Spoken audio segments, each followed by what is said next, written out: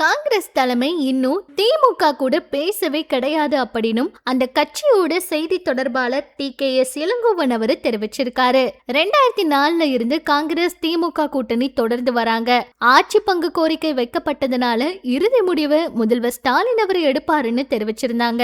திமுக காங்கிரஸ் கட்சிகளுக்கு இடையில் இன்னும் கூட்டணி தொகுதி பங்கீடு உறுதி செய்யல. திமுக எம்பி கனிமொழி நேரடியா ராகுல் காந்தி அவருக்கும் மல்லிகார்ஜுன் கார்கே உள்ளிட்டோரை சந்திச்சு சுமார் 1 மணி நேரம் வரைக்கும் ஆலோசனை நடத்தினாரு. ஆனாலும் காங்கிரஸ் கட்சி அதிக தொகுதி மற்றும் ஆட்சி பங்கு கோரிக்கையில தீவிரமா இருக்காங்களாம். சமீபத்துல டி.கே.எஸ். இளங்கோவன் அவர்கள், கனிமொழி அவர்கள், எழிலன் அவர்கள் எல்லாருமே செய்தியாளர்களை சந்திச்சப்ப திமுக ஆட்சியில கொண்டு வரப்பட்ட திட்டங்களை மக்களுக்கு எடுத்து செல்வதற்கு பிரச்சார பயணத்தை திட்டமிட்டு இருக்கோம். திமுக மீதான குற்றச்சாட்டை களை எடுக்க இந்த பிரச்சாரம் செய்யப்படுது. தமிழ்நாட்டை மத்திய அரசு திட்டமிட்டு புறக்கணிக்கிறாங்க. அண்ணா திராவிட முன்னேற்ற கழகம் அப்படிங்கிற பெயர்ல வச்சுக்கிட்டு அண்ணாவோட கொள்கையை மறந்துட்டாங்க. 2004ல இருந்து காங்கிரஸ் கட்சி எங்களோட கூட்டணியில இருக்காங்க. 2006 சட்டசபை தேர்தல் அப்ப திமுக எம்எல்ஏக்கள் எண்ணிக்கை குறைவா இருந்தப்ப கூட அவங்க ஆட்சியில பங்கு கேட்கல.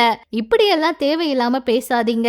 ஒருவேளை ஆட்சியில பங்கு அப்படின்னு பேசினா அதை முதல்வர் தான் பேசணும். இறுதி முடிவை ஸ்டாலின் அவர் எடுப்பாரு. மற்றவர்கள் பேசுவதற்கு நாங்க பதிலளிக்க முடியாது அப்படின்னு தெரிவிச்சிருக்காங்க.